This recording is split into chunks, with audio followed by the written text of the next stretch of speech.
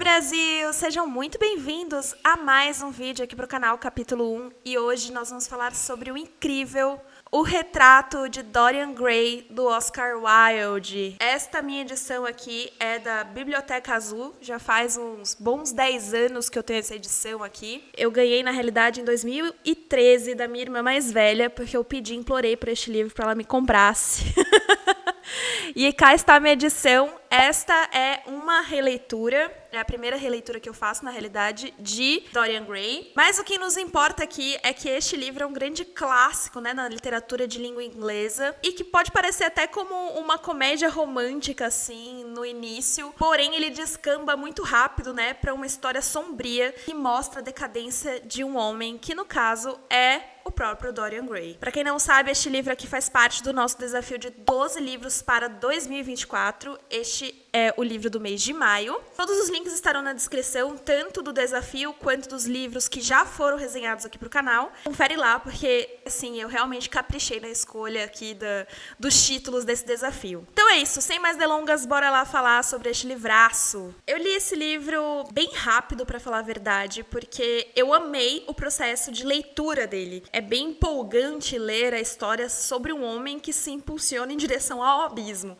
É sobre isso esse livro. Só que o Retrato de Dorian Gray, ele não é só sobre esse personagem tão comentado, né? Esse livro aqui também é uma crítica social, mais precisamente sobre um núcleo social ali da aristocracia britânica, principalmente de homens, né, com muitos privilégios e que ficam sentados o dia inteiro discutindo filosofia e a beleza da vida. Mas é um livro também que fala sobre hipocrisia, por que não? Os desejos sexuais que são oprimidos pelos preconceitos sociais. É uma miscelânea bem heterogênea, assim, de assuntos, na verdade. E eu tenho certeza que você vai se identificar com algum ponto dessa história. E uma coisa que muitas pessoas que leram Oscar Wilde sabem que esse livro, ele não pode ser desassociado da própria figura do autor. Então, tanto o Dorian Gray como a obra inteira, ela está entrelaçada com a vida do Oscar Wilde. A própria figura do Wilde foi transformada de um dia para a noite, basicamente,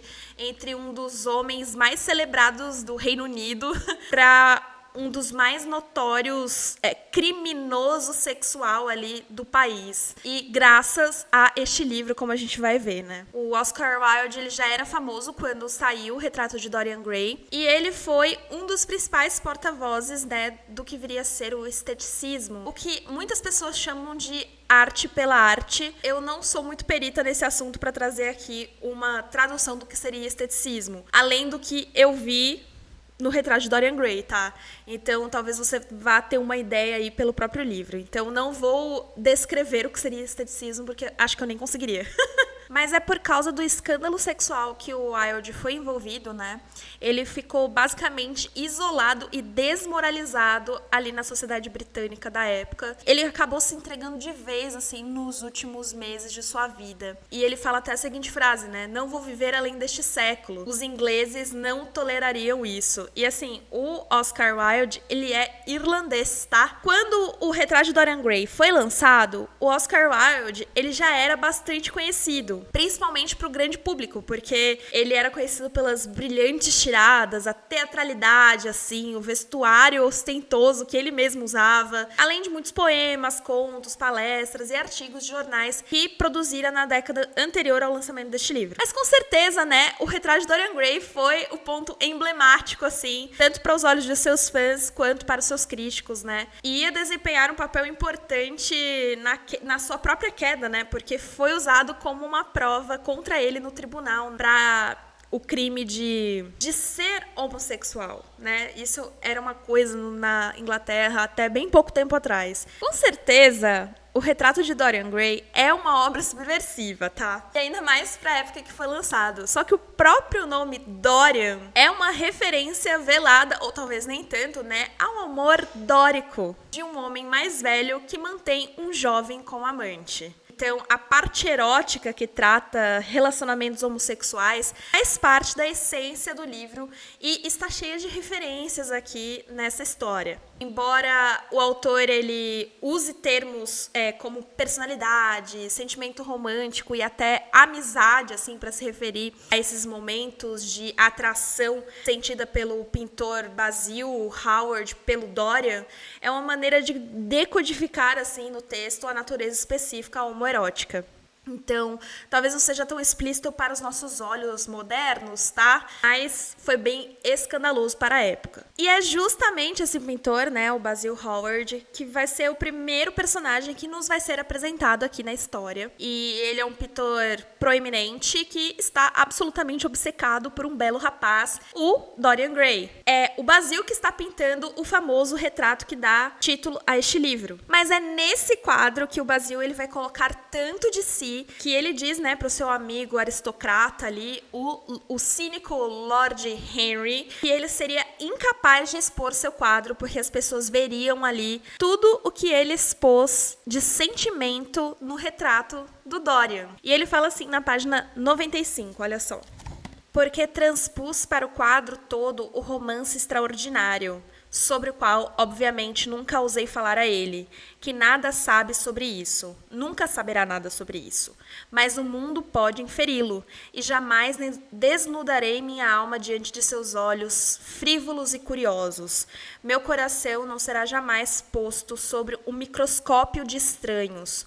O quadro contém coisas demais que vêm de dentro de mim, Harry, coisas demais. E já nesse trecho, assim, a gente percebe como o Oscar Wilde, ele é genial, né? É muito bem escrito, assim, o texto dele, é muito bonito de ser lido. Talvez tá aí o esteticismo, que as pessoas falam que ele é o grande precursor. E o fato é que o próprio Oscar Wilde pensa isso sobre a sua própria obra, né? Ele se colocou um pouco em cada personagem desse romance. Ele fala que o Basil é o que ele pensa que é, o Lord Henry é o que o mundo pensa que o Oscar Wilde é, e o Dorian Gray é o que ele gostaria de ser, né, em outras eras. Mas o caso é que o Basil, ele vai mostrar o retrato pro Dorian. E basicamente foi esse o gatilho que vai dar início para a história toda, porque vai ser o maior caso de narcisismo já visto na história da literatura, vai ser quando Dorian olha para o seu próprio retrato. Porque é aí que ele vai perceber o quão belo e lindo ele é. Bem a lá Narciso mesmo, sabe? Olha o que ele fala na página 116. Como é triste, vou ficar velho, feio, desprezível, mas esse retrato ficará jovem para sempre. Nunca será mais velho do que neste dia de junho. Se simplesmente fosse o contrário. Se eu permanecesse jovem para sempre e o quadro envelhecesse. Por tal coisa, por isso, eu daria tudo. Sim, não há nada no mundo que eu não desse. Forte, né? Dorian Gray é um homem de fortes emoções, eu posso dizer, enfim. E da mesma forma que essa beleza que o Oscar Wilde escreve, né, esse tipo de estupor emocional do próprio Dorian, ao longo do livro vai me irritar um pouco.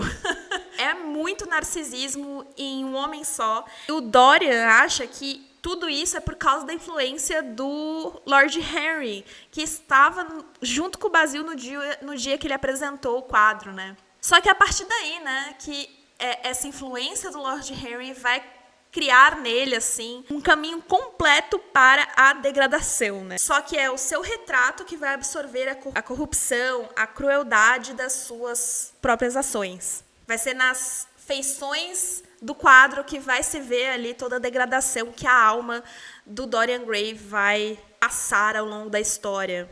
Já o seu rosto real, né, o rosto belo do Dorian, ele se mantém jovem e bonito. Vai acabar que o Dorian ele vai esconder no sótão o seu quadro para que ele não pudesse ver a degradação que estava corroendo ali a pintura. Só que toda essa corrupção do Dorian só vai gerar manipulação, suicídio, assassinato, utilização de ópio, né, e outras demais drogas, enfim. O Dorian Gray é uma pessoa horrorosa, para dizer o mínimo, tá?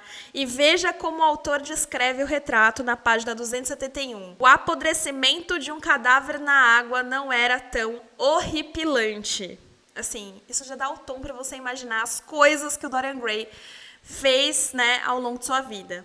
E talvez, assim, uma das partes mais curiosas do livro, pelo menos para mim, é essa obsessão do Dorian para que se aprofunde cada vez mais a sua própria ruína, né, e decadência. Um exemplo especial disso é quando o Dorian ganha um livro do Lord Henry, pouco após o retrato começar a mudar, né?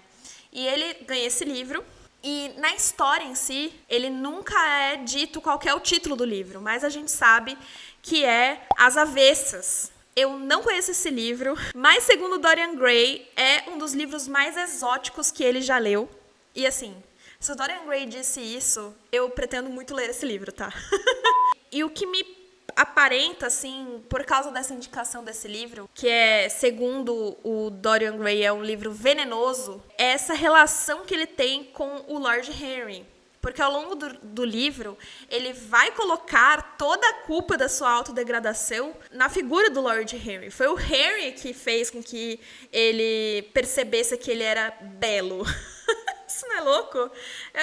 Já começa aí algumas reflexões do que esse livro pode trazer pra gente, né? Enfim. Mas chega um momento que o Dorian, ele não vai conseguir suportar a ideia de que aquele quadro existe e que ele está no sótão dele. Ele sai para viajar e fica pensando no quadro, ele sai ali para ir num teatro e fica pensando no quadro. Enfim, ele não aguenta mais a consciência dele. E dizem que se você é fã do Yukio Mishima ou do Baudelaire, você vai amar este livro. Bom, eu li o Yukio Mishima, Confissões de uma Máscara, não gostei muito do livro e não conhecia ainda a leitura do Baudelaire. Mas eu entendo que o Mishima, ele tem essa questão assim com o narcisismo, que é muito abordado aqui nesse livro. E talvez a própria figura do Mishima lembre um pouco o próprio Dorian Gray. Mas o que ambos têm em comum, tanto o Mishima quanto o Dorian, é que ambos foram os mártires, né, de suas próprias histórias. E se você quiser saber um pouco mais sobre o que eu tô falando, né, vá assistir a resenha que eu fiz sobre Confissões de uma Máscara, que eu vou deixar o link aqui na descrição. Retrato de Dorian Gray também tem várias referências a Shakespeare. Ainda não li nada de Shakespeare e eu acho isso uma vergonha, com 30 anos não ter lido nada do grande homem da literatura inglesa. Mas é isso. E eu acho que, com certeza, este é um livro que ele fala sobre as lições, né, e as consequências de confundir a vida e a arte, né? Uma vez que este romance foi um instrumento para interpretar e julgar a conduta do próprio autor. Isso é muito forte. E é muito forte depois de você ler o Retrato de Dorian Gray, você entende ainda mais por que ele foi tão julgado. Esse livro é realmente incrível. Eu vou recomendar para todas as pessoas que gostam de literatura e ainda não leram Oscar Wilde. Fico muito feliz com essa minha releitura. Teve coisas que eu interpretei nela que eu não tinha visto há 10 anos. Eu acho isso incrível, sabe? Belíssimo livro. Se você gostou também de O Morro dos Ventos Uivantes, eu acho que você vai se interessar por esse livro aqui, tá? E é isso, gente. Eu espero muito que vocês tenham gostado.